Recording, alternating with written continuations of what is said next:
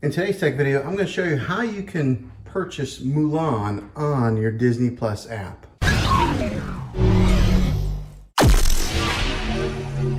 Hey guys, Juan here, another how-to video. I'm going to show you how you can download Mulan on Disney Plus. Now, one of the problems that people are having is that when they open up to the homepage, right now Disney is promoting Mulan on here, but when you go over to where it says see details right here, and you click on the details, and then you go down to Mulan here, and then you click on Mulan, you would think that you would be able to just purchase it right here and start watching it like you do any other type of movie app that you're doing it. But instead, they just show the trailer and some details about it. When you click on details, so you have to go to a different source in order to purchase Mulan and start watching it on your TV.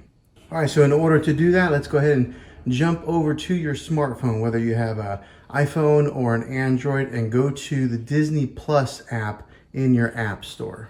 Okay, right here is the Disney Plus app on my iPhone. Now it does say open right here because I already have this app installed on my phone. If you don't, it'll have a cloud icon on there.